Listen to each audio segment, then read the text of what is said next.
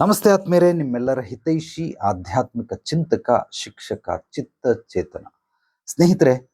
ಸುಬೋಧಿನಿ foundation ಮೂಲ 5 ಪಂಚಭೂತಗಳಂತಿರುವ ಅತ್ಯದ್ಭುತವಾದ ದಿವ್ಯಾಮೃತ, ಆರೋಗ್ಯ, ಸಮೃದ್ಧಿ, ಸಂಬಂಧ, ಧ್ಯಾನ, ಆಧ್ಯಾತ್ಮ, ಈ 5 ವಿಚಾರಗಳನ್ನು, ಪಂಚಭೂತಗಳನ್ನು, ಈ ಮೂಲ ತತ್ವಗಳನ್ನು ನಿಮ್ಮ ಜೀವನದಲ್ಲಿ ಅಳವಡಿಸ್ಕೊಳ್ಳೋದ್ರಿಂದ ಖಂಡಿತವಾಗಲೂ ನಿಮ್ಮ ಜೀವನ ಕೂಡ ಪಾವನವಾಗುತ್ತೆ, ಸಾರ್ಥಕವಾಗುತ್ತೆ, ಹೆಚ್ಚಾಗಿ ಅಭಿವೃದ್ಧಿ ಸಮೃದ್ಧಿ ಆಗೋದಕ್ಕೆ ಸಹಾಯಕ ಆಗುತ್ತೆ.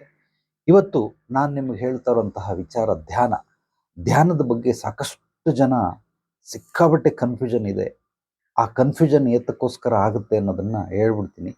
ಆ ನಂತರ ಅದರ ಬಗ್ಗೆ ತಿಳಿಸ್ತೀನಿ.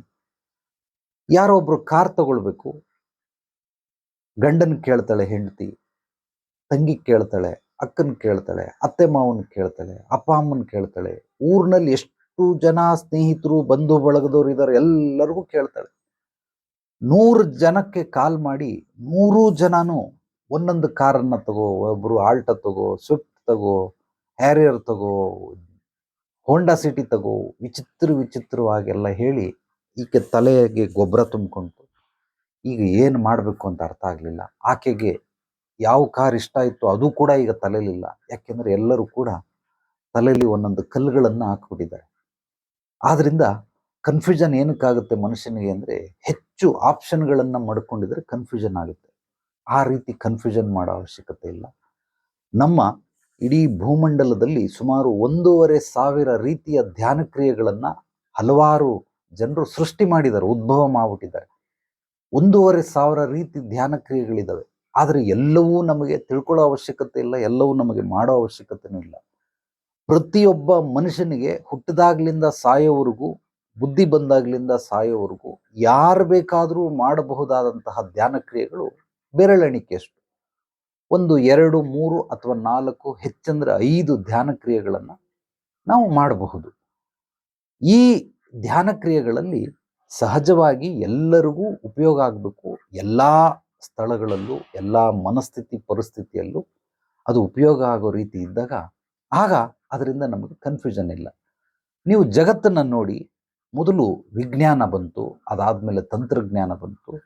ಆ ತಂತ್ರಜ್ಞಾನವನ್ನು ಉಪಯೋಗಿಸ್ಕೊಂಡು ನಮ್ಮ ಕೆಲಸದ ಸಮಯದ ಅವಧಿಯನ್ನು ನಾವು ಕಡಿಮೆಗೊಳಿಸ್ತಾ ಹೋಗ್ತಾ ಇರ್ತೀವಿ. ಮುಂಚೆ ಎತ್ತಿನ ಗಾಡೀಲಿ ಇಲ್ಲಿಂದ 100 ಕಿಲೋಮೀಟರ್ ದೂರ ಹೋಗೋದಕ್ಕೆ ಎಷ್ಟು ಸಮಯ ಬೇಕು? ಈಗ ಕಾರಲ್ಲಿ ಹೋಗ್ಬೋದು, ಬೈಕಲ್ಲಿ ಹೋಗ್ಬೋದು, ಆಟೋಲ್ಲಿ ಹೋಗ್ಬೋದು, ಟ್ರೈನಲ್ಲಿ ಹೋಗಬಹುದು. ಎಷ್ಟೊಂದು ಸಂಚಾರಿ ವ್ಯವಸ್ಥೆಗಳಿದ್ದಾವೆ. ಅಂದರೆ ವಿಜ್ಞಾನ, ತಂತ್ರಜ್ಞಾನ. ಸೊ ಅದರಿಂದ ನಮಗೆ ಅನುಕೂಲ ಆಗುತ್ತೆ. ಅದೇ ರೀತಿ ಧ್ಯಾನದಿಂದನೂ ನಾವು ಅನುಕೂಲಗಳು ಮಾಡಿಕೊಡ್ಬೇಕೇ ಹೊರತು ಅನಾನುಕೂಲಗಳು ಮಾಡ್ಕೊಳ್ಳುವಂಥದ್ದೇನಿದೆ?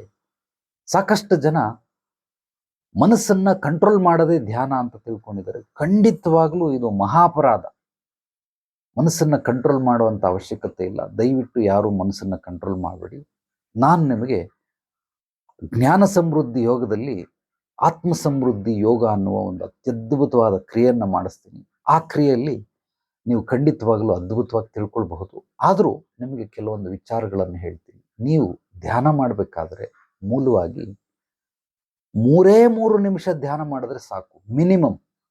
ಅದಾದ್ಮೇಲೆ 4, 5, 6 ನಿಮಿಷ ಮಾಡಿ, 7, 8, 9 ನಿಮಿಷ ಮಾಡಿ, 3 ಮಗ್ಗಿ ಅದನ್ನ ಇಂಟು ಮಾಡ್ಕೊಂಡು 3 3, 3 6, 3 3 9, 3 4 12, 3 5 15 ಈ ರೀತಿ ಪ್ಲಸ್ ಮಾಡ್ಕೊಂಡು ಹೋಗ್ತಾ ಹೋದ್ರೆ ಸಾಕು.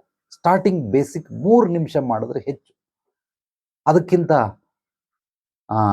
ಹೆಚ್ಚಾಗಿ ಏನು ಮಾಡೋ ಅವಶ್ಯಕತೆ ಇಲ್ಲ. ಸ್ಟಾರ್ಟಿಂಗಲ್ಲಿ 3 ನಿಮಿಷದಿಂದ ಶುರು ಮಾಡಬಹುದು. ಏನು ಮಾಡಬೇಕು ಅಂದರೆ, ಮೊದಲು ನಿಮ್ಮ ಉಸಿರಾಟವನ್ನು ಗಮನಿಸಿ. ಈ ಉಸಿರಾಟವನ್ನು ಗಮನಿಸೋದಕ್ಕಿಂತ ಮುಂಚಿತವಾಗಿ ನೀವು ಪ್ರಾಣಾಯಾಮ ಮಾಡಬೇಕು. ಉಸಿರನ್ನು ಒಳಗಡೆ ತೆಗೆದುಕೊಳ್ಳಿ, ಪೂರ್ತಿ ನಿಧಾನವಾಗಿ ಉಸಿರನ್ನು ಕಟ್ಟಿ, ಮತ್ತೆ ಉಸಿರನ್ನು ಹೊರಹಾಕಿ, ಉಸಿರನ್ನು ಕಟ್ಟಿ. ಉಚ್ಛ್ವಾಸ ಕುಂಭಕ, ನಿಶ್ವಾಸ ರೇಚಕ. ಅಂದರೆ ಉಸಿರು ಹೇಳ್ಕೊಳ್ಳೋದು 10 ಸೆಕೆಂಡು, 5 ಸೆಕೆಂಡ್ ಉಸಿರು ಕಟ್ಟಬೇಕು, 10 ಸೆಕೆಂಡ್ ಉಸಿರು ಬಿಡಬೇಕು, 5 ಸೆಕೆಂಡ್ ಉಸಿರು ಕಟ್ಟಬೇಕು. ಒಟ್ಟು 30 ಸೆಕೆಂಡ್ಗಳಾಗ್ತವೆ. ಇದನ್ನ ಒಂದು ಆವೃತ್ತ ಅಂತ ಕರೀತಾರೆ, ಒಂದು ಸರ್ಕಲ್ ಇದು. ಈ ರೀತಿ ನೀವು 11 ಬಾರಿ ಮಾಡಿ. ಧ್ಯಾನ ಮಾಡೋದಕ್ಕಿಂತ ಮುಂಚೆ ಈ ರೀತಿ 11 ಬಾರಿ ಮಾಡಿ ಅದಾದ ನಂತರ 3 ನಿಮಿಷ ನಿಮ್ಮ ಉಸಿರಾಟವನ್ನು, ಸಹಜವಾದ ಉಸಿರಾಟವನ್ನು ಗಮನಿಸ್ತೀವಿ. ಬೆನ್ನುಮೂಳೆ ನೆಟ್ಟಿಗಿರಬೇಕು, ಹಿಂಗೆ ತಲೆ ಎತ್ತಿರಬೇಕು, ಆ ಥರದ್ದೇನೂ ಇಲ್ಲ. ಸಹಜವಾಗಿ ಸುಖಾಸನದಲ್ಲಿ ಕುಂತ್ಕೊಳ್ಳಿ. ಚೇರ್ ಮೇಲೆ ಕುಂತಿದ್ರೆ ಕಾಲ ಮೇಲೆ ಕಾಲು ಹೀಗೆ ಹಾಕ್ಕೊಳ್ಳಿ, ಕೈಗಳನ್ನು ಹೀಗೆ ಇಟ್ಕೊಳ್ಳಿ. ಕುಂತ್ಕೊಂಡು ಅದ್ಭುತವಾಗಿ ನೀವು ನಿಮ್ಮ ಉಸಿರಾಟವನ್ನು ಗಮನಿಸಬಹುದು. ಕೂತಲ್ಲಿ ಯಾವ ಸ್ಥಳದಲ್ಲಿ ಕೂತಿರ್ತೀರ ಅಥವಾ ಕೆಳಗಡೆ ಕುಂತಿದ್ರೆ ಚಕ್ಕಲ್ ಬಕ್ಕಲ್ಲಿ ಹಾಕ್ಕೊಳ್ಳಿ, ಆರಾಮಾಗಿ ಕುಂತ್ಕೊಳ್ಳಿ. ಗೋಡೆ ಹೊರ್ಕೊಳ್ಬೇಕು ಅನಿಸಿದ್ರೆ ಹೊರ್ಕೊಳ್ಳಿ. ಯಾವುದೇ ರೀತಿ ರೆಸ್ಟ್ರಿಕ್ಷನ್ಗಳಿಲ್ಲ. ಮೊದಲು ನೀವು ಆಸನ ಸಿದ್ಧಿ, ಈ ಒಂದು ಕುಳಿತುಕೊಳ್ಳುವಂತಹ ಕ್ರಿಯೆ ನಿಮಗೆ ಗೊತ್ತಾಗ್ಬಿಟ್ರೆ ಧ್ಯಾನ ಆಟೋಮೆಟಿಕ್ ಆಗಿ ಬಂದ್ಬಿಡ್ತದೆ. ಕೆಲವರು ವಜ್ರಾಸನದಲ್ಲೇ ಮಾಡಬೇಕು ಅಂತಾರೆ. ಪಾಪ ವಜ್ರಾಸನದಲ್ಲಿ ಕುಂತ್ಕೊಂಡಾಗ ಆ ನರಗಳೆಲ್ಲ ಬೆಂಡಾಗ್ತವೆ. ಅದು ಹೆವಿ ಪ್ರೆಷರ್ ಆಗುತ್ತೆ ನರಗಳಿಗೆ, ಬ್ಲಡ್ ವೈರ್ಗೆ. ಸೊ ಮಂಡಿ ನೋವುತ್ತೆ, ಕುಂತ್ಕೊಂಡ್ಬಿಡ್ತಾರೆ, ಎದ್ದೊಳಕ್ಕಾಗಲ್ಲ. ಎದ್ದ ಮೇಲೆ ಸಿಕ್ಕಾಬಿಟ್ಟು ಮಂಡಿ ನೋವ್ತಾ ಇರುತ್ತೆ. ಖಂಡಿತವಾಗ್ಲೂ ಆ ರೀತಿ ಮಾಡಬೇಡಿ. ಜಬರ್ದಸ್ತಿ ನಿಮ್ಮ ಶರೀರದೊಂದಿಗೆ ನೀವು ಆಟ ಆಡಬೇಡಿ. ಬಲವಂತವಾಗಿ ಕುಂತ್ಕೊಳ್ಳೋದು, ವಜ್ರಾಸನ ಮಾಡಿಕೊಂಡು ಪದ್ಮಾಸನ ಹಾಕೊಳಕ್ಕಾಗಲ್ಲ, ಆದರೂ ಕಾಲು ಹಿಡಿದು ಎಳೆದು ಕಟಿಂಗ್ ಪ್ಲೇಯರ್ ತಗೊಂಡು ಎಳ್ದಂಗೆ ಸ್ಕ್ರೂ ಡ್ರೈವರು ಕಟಿಂಗ್ ಪ್ಲೇಯರಲ್ಲಿ ಮಿಷಿನ್ ಮೆಕ್ಯಾನಿಕ್ ಮಾಡ್ತಾರಲ್ಲ, ಆ ರೀತಿ ನಿಮ್ಮ ಶರೀರನ ಮಾಡೋಕ್ಕಾಗುತ್ತ? ಖಂಡಿತವಾಗ್ಲೂ ಯಾವುದೇ ರೀತಿ ಅದಕ್ಕೆ ಒತ್ತಡವನ್ನು ಏರಬೇಡಿ. ಸಹಜವಾಗಿ, ಸುಲಭವಾಗಿ, ಸರಳವಾಗಿ ಹೇಗೆ ಕುಂತ್ಕೊಳ್ಳೋದಕ್ಕೆ ಸಾಧ್ಯವಾಗುತ್ತೋ ಹಾಗೆ ಕುಂತ್ಕೊಂಡು ನೀವು ಮೊದಲು ಧ್ಯಾನವನ್ನು ಮಾಡಬಹುದು 3 ನಿಮಿಷ. ಸೊ ನಿಮ್ಗೇನಾದರೂ ಮನೆ ದೇವರು ಇಷ್ಟ ಇದ್ದರೆ ಮನೆ ದೇವರು ಜಪ ಮಾಡಿ, ಯಾವುದಾದ್ರೂ ಮಂತ್ರಗಳು ಗೊತ್ತಿದ್ರೆ ಮಂತ್ರೋಚ್ಚಾರಣೆ ಮಾಡಿ, ಅಥವಾ ಈ ರೀತಿ ಮಾಲೆಗಳೇನಾದರೂ ಇದ್ದರೆ ಮಾಲೆಗಳನ್ನು, ಓಂಕಾರವನ್ನು ಹೇಳ್ತಾ ಜಪಿಸಬಹುದು. ಎಷ್ಟೊಂದು ವಿಧಿವಿಧಾನಗಳಿದ್ದಾವೆ. ಬಟ್ ಸಹಜವಾಗಿ ನೀವು ಮೌನವಾಗಿರೋದನ್ನ ಕಲ್ತ್ಕೊಳ್ಳಿ. 3 ನಿಮಿಷ ತುಟಿಯಲ್ಲಿ ಮಾತಾಡೋದೇ ಇರುವಂಥದ್ದು ಮೌನ ಅಲ್ಲ, ಮನಸ್ಸಿನಲ್ಲೂ ಕೂಡ ಮಾತಾಡದೇ ಇರುವಂಥದ್ದನ್ನ ಮೌನ ಅಂತ ಕರೀತಾರೆ. ಅದಕ್ಕೆ ಧ್ಯಾನ ಅಂದರೆ, ಆ ಧ್ಯಾನ ಉದ್ಭವ ಆಗದೆ ಮೌನದಿಂದ, ಮೌನವಾಗಿ ಎಲ್ಲವನ್ನ ಗಮನಿಸ್ತಾ ಇರಬೇಕು ಅಂತರ್ದೃಷ್ಟಿಯಿಂದ. ಸ್ನೇಹಿತರೆ, ಈ ಧ್ಯಾನ ಮಾಡೋದಕ್ಕಿಂತ ಮುಂಚಿತವಾಗಿ ಮೊದಲು ಮೌನಕ್ಕೆ ಆದ್ಯತೆ ಮಾನ್ಯತೆಯನ್ನು ನೀಡಿ ಮೌನವಾಗಿರೋದನ್ನು ಕಲ್ತ್ಕೊಳ್ಳಿ. ಒಳಗಡೆ, ಹೊರಗಡೆ ಅಲ್ಲ, ಹೊರಗಡೆ ಮೌನ ಅಲ್ಲ, ಒಳಗಡೆ ಮೌನ. ಆ ಒಳಗಡೆ ಮೌನ ಬರಬೇಕಾದ್ರೆ ಗಮನಿಸುವಿಕೆ ಹೆಚ್ಚಾಗಬೇಕು. ಕಣ್ಮುಚ್ಚಿ ನಿಮ್ಮ ಅಂತರ್ದೃಷ್ಟಿಯಿಂದ ಆ ಉಸಿರಾಟವನ್ನು ಗಮನಿಸಿ. ಎಲ್ಲಿ ಗಂಟ್ಲವರೆಗೂ ಹೋಯ್ತಾ ಉಸಿರು, ಎದೆವರೆಗೂ ಹೋಯ್ತಾ, ಎದೆಯಿಂದ ಕೆಳಭಾಗಕ್ಕೆ ಹೋಯ್ತಾ, ನಾಭಿವರೆಗೂ ಹೋಯ್ತಾ. ಕೆಲವರು ಮಹಾತ್ಮರು, ಯೋಗಿಗಳು, ಸತ್ಪುರುಷರು ನಾಭಿಯಿಂದ ಕೆಳಗಡೆ ಮೂಲಾಧಾರ ಚಕ್ರದಿಂದ ಉಸಿರಾಟವನ್ನು ಆಡ್ತಾರೆ. ಅದು ಬಿಟ್ಬಿಡಿ, ಅದು ನಿಮಗೆ ಅನಾವಶ್ಯಕ. ನಾಭಿವರೆಗೂ ದೀರ್ಘವಾಗಿ ಉಸಿರನ್ನ ಎಳ್ಕೊಂಡಾಗ ನಾಭಿ ಗಂಟ ಹೋಗುತ್ತೆ. ನಾಭಿಯಲ್ಲಿರುವಂತಹ ಎಲ್ಲ ಉಸಿರನ್ನು ನಾವು ಸಂಪೂರ್ಣವಾಗಿ ಹೊರಗಡೆ ಹಾಕಬೇಕು. ಬರೀ ಶ್ವಾಸಕೋಶದಲ್ಲಿರುವಂತಹ ಉಸಿರಲ್ಲ, ನಾಭಿಯಲ್ಲಿ ಉಸಿರಿರ್ತವೆ.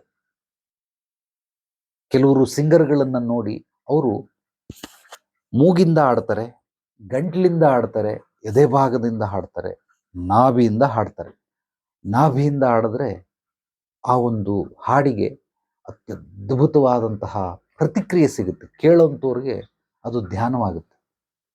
ಆ ಸಿಂಗರ್ಗಳನ್ನು ನೀವು ಹೇಳೋದನ್ನ ಕೇಳಿದ್ರೆ ಅವರಿಂದ ಅದ್ಭುತವಾಗಿ ಕಲಿತ್ಕೊಳ್ಬಹುದು. ನಾನು ಸಾಕಷ್ಟು ಜನಕ್ಕೆ ಎಲ್ಲರಿಗೂ ಹೇಳ್ತಾ ಇರೋದು, ಕಲೆ, ಸಾಹಿತ್ಯ, ಸಂಗೀತ, ನೃತ್ಯ, ಈ 4ಕ್ಕೆ ಯಾರ್ಯಾರು ಆಲ್ರೆಡಿ ವೃತ್ತಿಪರರಾಗಿದ್ದೀರಾ ಅಥವಾ ಪ್ರವೃತ್ತಿಯಲ್ಲಿದ್ದೀರಾ, ಇಂಥವ್ರು ಧ್ಯಾನ ಮಾಡೋ ಅವಶ್ಯಕತೆ ಇಲ್ಲ. ಯಾಕೆಂದರೆ ಈ 4ಕ್ಕೇ ಧ್ಯಾನ, ಇದರಲ್ಲೇ ಧ್ಯಾನ ಅಡಕವಾಗಿದೆ. ಧ್ಯಾನ ಅಂದ್ರೆ ಏನು? ಏಕಾಗ್ರತೆ, ಕಾನ್ಸಂಟ್ರೇಷನ್ ಮಾಡಬೇಕು, ಅದೇ ಧ್ಯಾನ. ಸೊ ಕಲೆ, ಸಂಗೀತ, ಸಾಹಿತ್ಯ, ನೃತ್ಯಕ್ಕೆ ಕಾನ್ಸಂಟ್ರೇಷನ್ ಮಾಡದೇ ಇದ್ರೆ ಖಂಡಿತವಾಗ್ಲೂ ಡೆಫಿನೆಟ್ಲಿ ಸಾಧ್ಯವಾಗೋದಿಲ್ಲ. ಅದು ನಮಗೆ ಒಲಿಯೋದೇ ಇಲ್ಲ, ಬರೋದೇ ಇಲ್ಲ. ಆದ್ರಿಂದ ಈ 4ಕ್ಕೆ ಆದ್ಯತೆ ಮಾನ್ಯತೆಯನ್ನು ನೀಡಿ ನೀವು ಧ್ಯಾನ ಮಾಡಬೇಕಂದ್ರೆ ಮೌನದಿಂದ ನೀವು ಶುರು ಮಾಡಿದಾಗ ಅದು ಅತ್ಯದ್ಭುತವಾಗಿ ಧ್ಯಾನ ಆಗುತ್ತೆ. 3 ನಿಮಿಷ ಯಾರು ಬೇಕಾದರೂ ಮೌನವಾಗಿರಬಹುದು. ಈ ಮೌನ ಅಲ್ಲ, ಮತ್ತೆ ಮತ್ತೆ ಹೇಳ್ತಾ ಇದ್ದೀನಿ, ಮನಸ್ಸಿನ ಮೌನ. ಮನಸ್ಸಿನಲ್ಲಿ ವಿಚಾರಗಳನ್ನು ಓಡ್ತಾನೇ ಇರುತ್ತೆ ಫ್ಯಾಕ್ಟ್ರಿ. ಆ ಫ್ಯಾಕ್ಟ್ರಿಯನ್ನು ಹೇಗಾದರೂ ಮಾಡಿ ನಿಲ್ಲಿಸ್ಬೇಕು. ಆ ನಿಲ್ಲಿಸಿ ಅಂತಂದ್ರೆ ದೃಷ್ಟಿಸ್ಬೇಕು, ನಿಲ್ಲಿಸೋದಲ್ಲ. ಆಫ್ ಮಾಡಿ, ಸ್ವಿಚ್ ಆಫ್ ಮಾಡಿ ಅಂತ ಹೇಳ್ತಾ ಇಲ್ಲ, ದೃಷ್ಟಿಸಿದಾಗ ಅದು ಆಟೋಮೆಟಿಕ್ ಆಗಿ ಅತ್ಯದ್ಭುತವಾಗಿ ಪ್ರತಿಕ್ರಿಯಿಸುತ್ತೆ. ಆ ರೀತಿ ಮೌನದಿಂದ ನೀವು ನಿಮ್ಮ ಅಂತರ್ದೃಷ್ಟಿಯಿಂದ ಎಲ್ಲವನ್ನ ನೋಡೋದ್ರಿಂದ ಇದು ಧ್ಯಾನವಾಗುತ್ತೆ. 3 ನಿಮಿಷ. ಆಮೇಲೆ ಒಂದೊಂದು ನಿಮಿಷಗಳನ್ನು ಹೆಚ್ಚಿಸ್ತಾ ಹೋದರೆ ಅತ್ಯದ್ಭುತವಾಗಿ ನಿಮಗೆ ಧ್ಯಾನ ಕ್ರಿಯೆ ಮೂಡುತ್ತೆ. ನಿಮಗೆ ಆ ರೀತಿ ಮಾಡೋದಕ್ಕಾಗ್ತಾ ಇಲ್ಲ ಅಂದರೆ ನೇರವಾಗಿ ಬಂದು ಭೇಟಿ ಮಾಡಿ. ಖಂಡಿತವಾಗಲೂ ನಿಮ್ಮ ಪೂರ್ವಾಪರಗಳನ್ನೆಲ್ಲ ತಿಳಿದು ನಿಮಗೆ ನಿಮ್ಮ ಮನಸ್ಥಿತಿ, ಪರಿಸ್ಥಿತಿ ಮತ್ತು ವಾತಾವರಣಕ್ಕೆ ಹೊಂದಿಕೊಳ್ಳುವಂತಹ ಆ ಧ್ಯಾನ ಕ್ರಿಯೆ ಮಾಡಿದ ನಂತರ ನಿಮ್ಮ ಜೀವನದಲ್ಲಿ ಅಥವಾ ನೀವು ಮಾಡ್ತಿರುವಂತಹ ವೃತ್ತಿಯಲ್ಲಿ ಒಂದು ಹಂತ ಮೇಲೋಗೋದಕ್ಕೆ ಅದು ಸಹಾಯ ಮಾಡಬೇಕು. ಆ ರೀತಿ ಧ್ಯಾನ ಕ್ರಿಯೆಗಳನ್ನು ನಾನು ಸಂಕ್ಷಿಪ್ತವಾಗಿ ನಿಮಗೆ ಹೇಳ್ಕೊಡ್ತೀನಿ. ನಿರಂತರವಾದ ಬೆಂಬಲ, ಮಾರ್ಗದರ್ಶನವು ಸಹ ಸಿಗುತ್ತೆ. ಯಾವುದೇ ರೀತಿ ಸಮಸ್ಯೆಗಳಿದ್ರೂ ತೊಂದರೆ ಇಲ್ಲ, ಆ ಸಮಸ್ಯೆಗಳಿಗೆ ಪರಿಹಾರ ಸಿಗುತ್ತೆ. ಸೊ ನಮ್ಮ ಚಾನಲನ್ನು ಮೊದಲನೇ ಬಾರಿ ಭೇಟಿ ನೀಡಿದರೆ ತಪ್ಪದೆ ಮರೆಯದೆ ಸಬ್ಸ್ಕ್ರೈಬ್ ಮಾಡಿ, ಲೈಕ್ ಮಾಡಿ, ಕಮೆಂಟ್ ಮಾಡಿ ನಿಮ್ಮ ಅನಿಸಿಕೆ ಅಭಿಪ್ರಾಯಗಳನ್ನು. ನನ್ನ ವಾಟ್ಸಪ್ ನಂಬರ್ಗೆ ವಾಯ್ಸ್ ಮೆಸೇಜ್ ಕೂಡ ಕಳಿಸ್ಬಹುದು, ಟೆಕ್ಸ್ಟ್ ಮೆಸೇಜ್ ಕೂಡ ಕಳಿಸ್ಬಹುದು.